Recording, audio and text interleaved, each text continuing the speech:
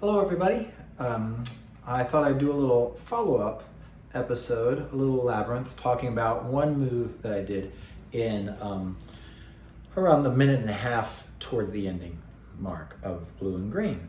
This is when I'm doing a slow chorus and I'm just doing stuff that isn't on the recording at all. And it goes to D minor, does something like this, and then it goes...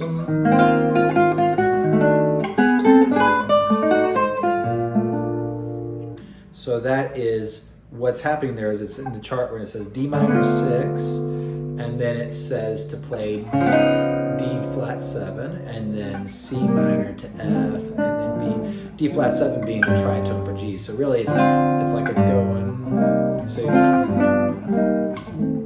it's doing that, but instead it's doing that kind of thing. So then over either G or D flat, right, it's really just G, you could think a major third up and do what I talked about in the recent Labyrinth episode on extended family. So you could think B dominant 7th flat 5 diminished, or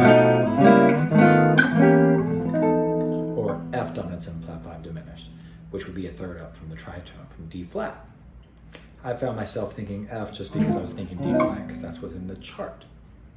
So here's that move again, the first one, and we'll look around in different places for doing this. So D minor 6, I move one note up, and it becomes F dominant 7 flat 5. And then I go to E flat major with one borrowed note. See, E flat major, which is the same thing as C minor 7. E flat major 6, but with one borrowed note. And then I move into the octatonic, but with a borrowed note. See, it should be this.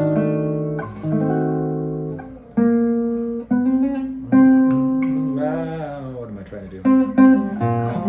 That's the sound I was trying to hear. But anyway.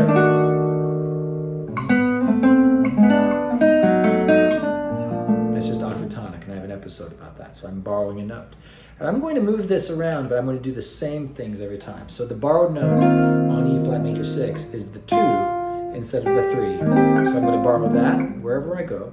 And on the diminished that expresses F7, this is F sharp diminished, I'm borrowing above C. So D for the C. So I'm going to find that and borrow that. So the first time again. So...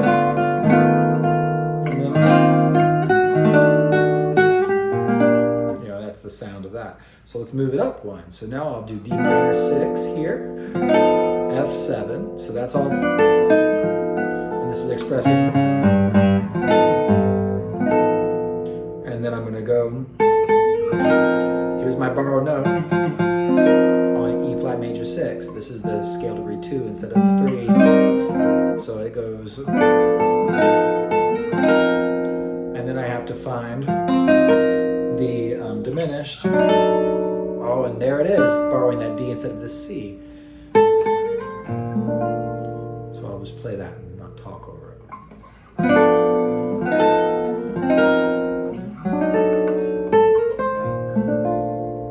So that's there. Let's move it again. I'm going to move up the scale to the next inversion of D minor 6. And I'm going to move this.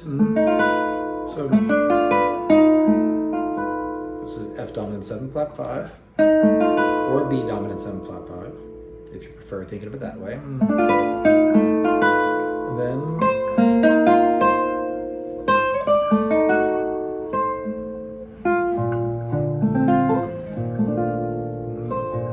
I like that. So it's like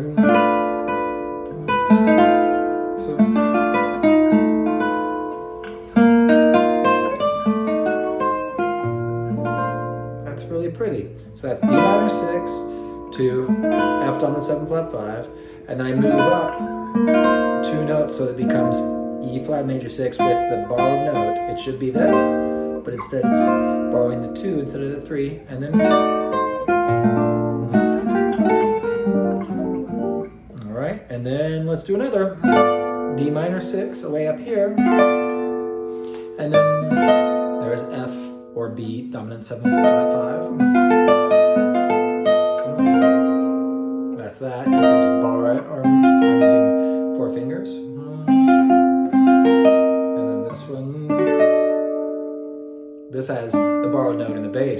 really distinctive, I think.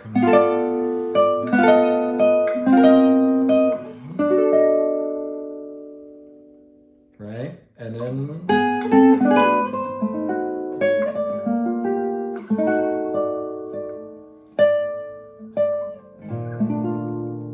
pretty stuff. And there's one more, because we did this one, or there's more than one more actually, but I'll go down to fill out the range of the octave. You know, so now I'm here.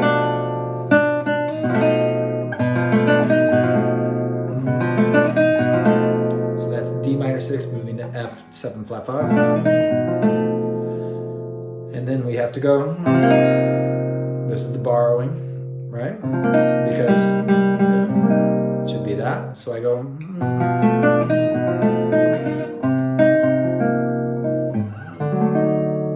and that's also in the bass. It's the same as this one up here, but down here.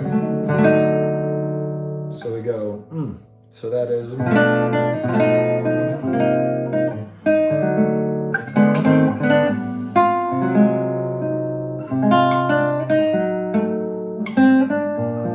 Something like that. So that is.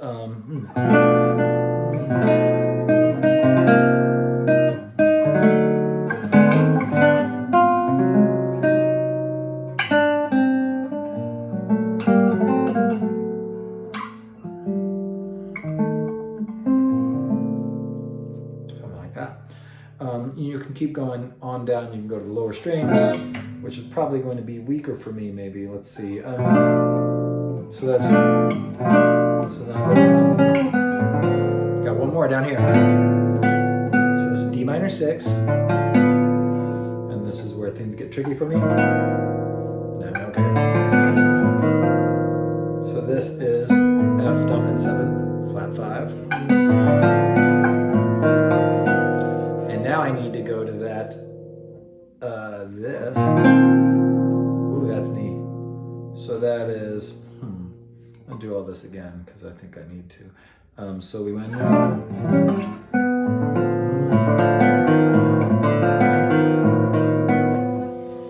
then,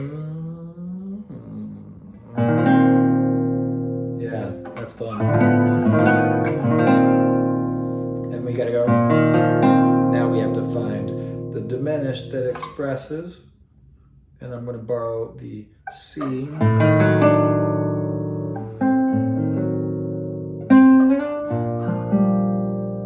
I'll do that one more time. That one was tricky for me to think of because this is my weak area. Is this? I knew in these scales I was going to be a little fuzzy here. So and then we go.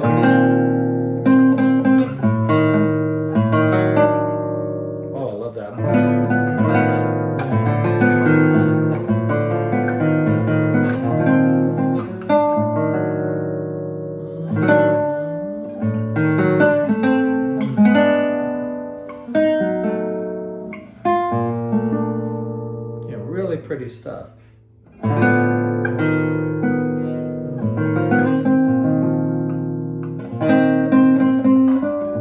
Yeah, that's the one.